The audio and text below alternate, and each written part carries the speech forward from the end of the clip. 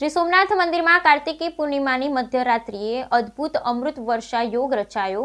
શ્રી સોમનાથ જ્યોતિર્લિંગ ધ્વજ દંડ અને ચંદ્ર એક જ હરોળમાં।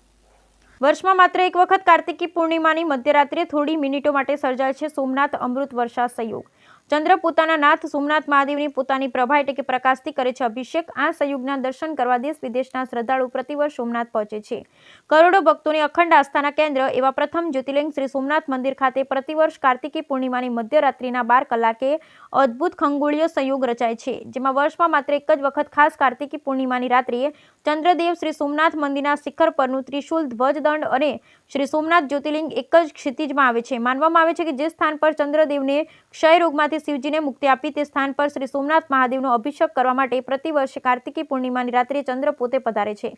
પોતાની પ્રભા એટલે કે પોતાની શીતળ ચાંદનીથી સોમનાથ મંદિરનો અભિષેક કરે। આ સંયોગને ભક્તો અમૃત વર્ષા યોગ તરીકે ઓળખે, કારણ કે ભક્તો પ્રબળ શ્રદ્ધા છે જ્યારે ચંદ્રદેવ પોતાના નાથ સોમનાથ મહાદેવને પોતાની પ્રભા એટલે કે પ્રકાશથી અભિષેક કરી રહ્યા છે, ત્યારે આ અમૃત વર્ષાનું દર્શન કરનાર દરેક ભક્તની તમામ મનોકામના પૂર્ણ થાય છે અને ચંદ્રદેવ જેવી ભક્તોની પણ તમામ સમસ્યાનું સોમનાથ મહાદેવ દૂર કરે છે।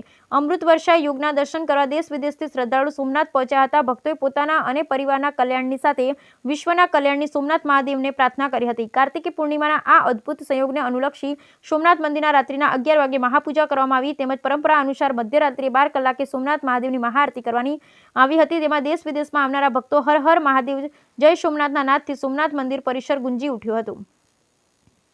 મારું નામ કૃણાલ રાવલ છે। હું રાજુલાથી આવું છું।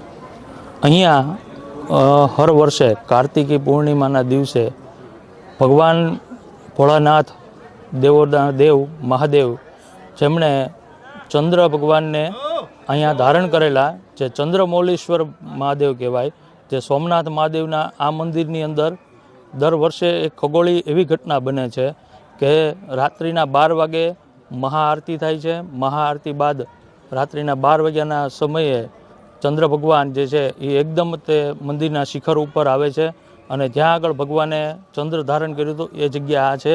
આજના દિવસે ઘણી બધી સંખ્યામાં લોકો અહીંયા આવે છે અને દર્શનનો લાભ લે છે।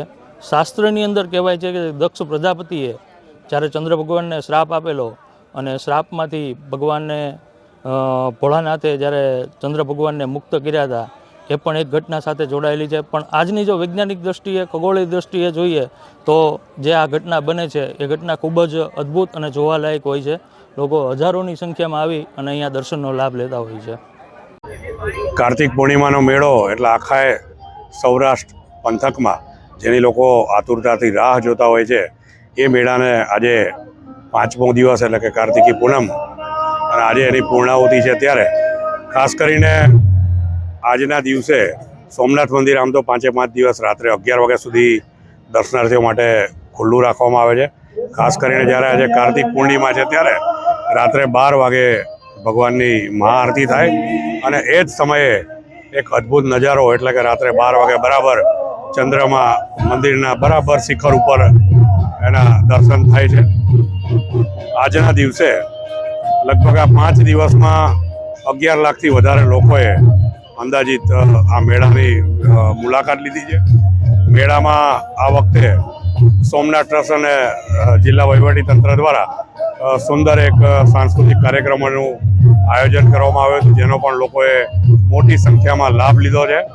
ત્યારે આ મેળાનું આકર્ષણ એટલે કે જેલના કેદીઓના ભજીયા, સરકારનું જે ઇન્ડેક્સ સી વિભાગ છે એના સ્ટોલ, તેમજ અનેક સેલ્ફી પોઈન્ટ